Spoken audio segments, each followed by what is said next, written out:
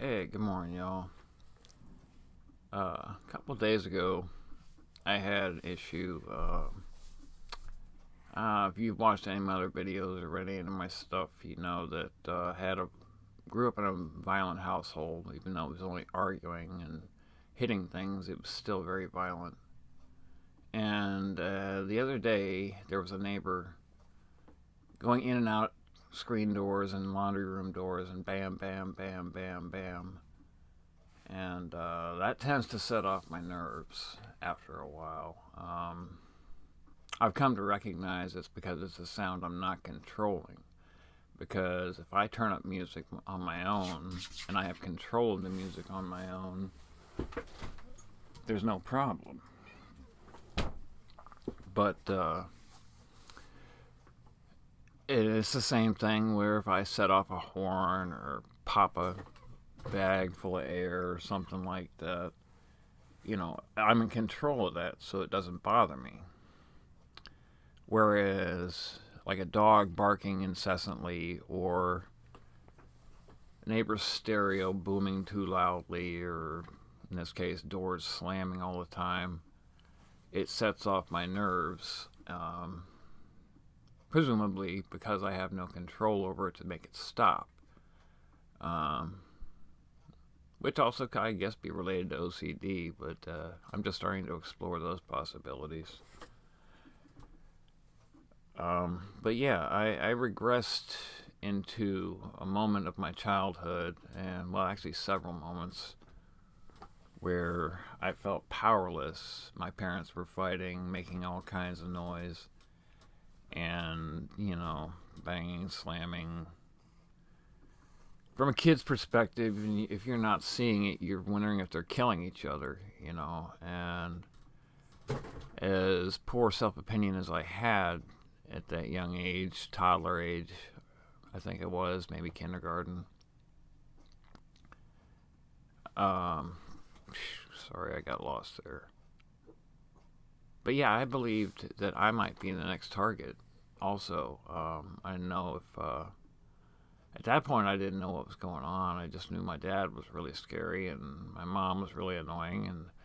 And this is from a toddler's perspective, basically. But it was because of all the violence I didn't understand in the house. Um, Later on in years, I came to understand better a lot of the issues behind it and the true causes, true and whatnot.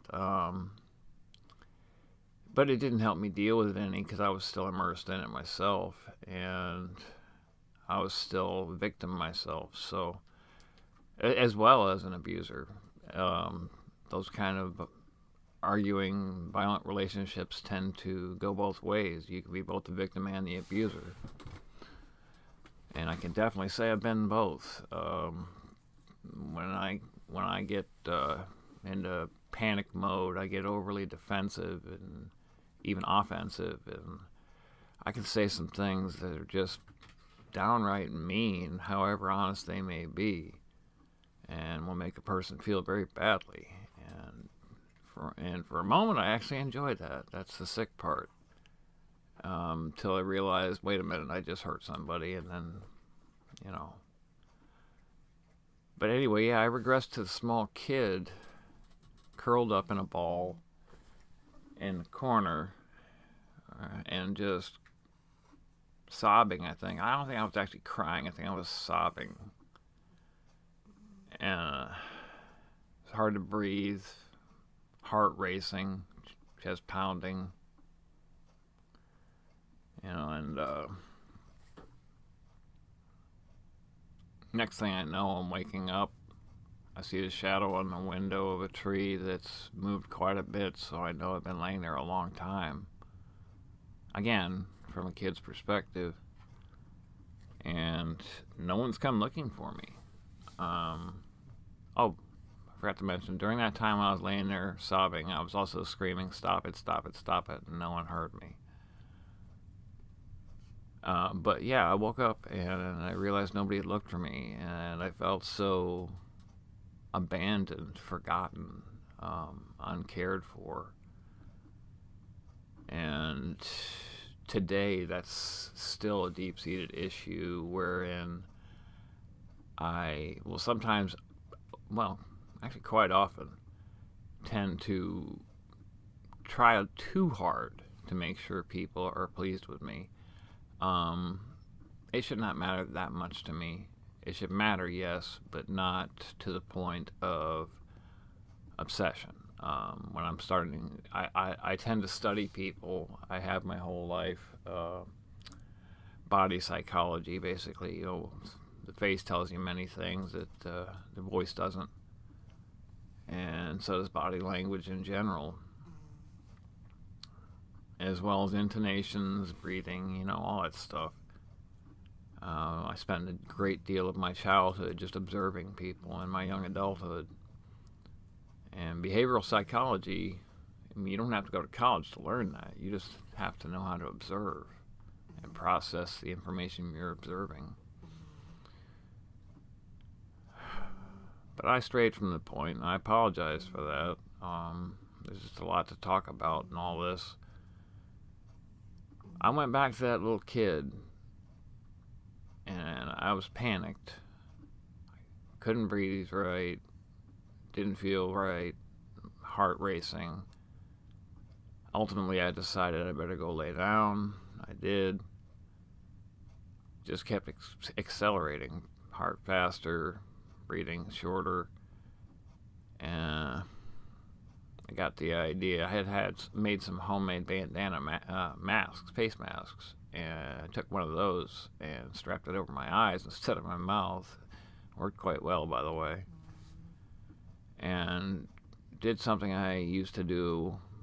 Actually, I think that's what I did that day, is force myself to sleep. Now, if you don't understand what forcing yourself to sleep is, you're very fortunate to not have had a traumatic event that made you learn how to do that. It's basically self-hypnotization, I guess would be the right way to say that. I don't know. But I wanted so badly while I was laying there to crawl into the corner and curl up. I settled for curling up under the covers in the bed, but the whole time I was imagining I was in the corner. It's pretty deep, to be that connected to such a powerful moment in my past, moments that have created such issues that I have to seek therapy today. And it was so easy to return to them. I mean, I've always, I've known I had PTSD, yes, but I have never had something, a full-on flashback like this. And I'm still, it's 2 full days later, and I'm still not right. Still unstable. My nerves are not good. My mood's up and down, mostly neutral to down. And I'm sleeping all right, though. Medical marijuana is helping with that. Makes my mind shut down so that I can rest. It's one thing. It's wonderful that I've never even have read about in any studies or anything. Is I find that the medical marijuana, at least certain types, quiet my delusions, quiet my mind, stop all the endless running of scenarios and replaying of events and looping of songs. It just shuts that down.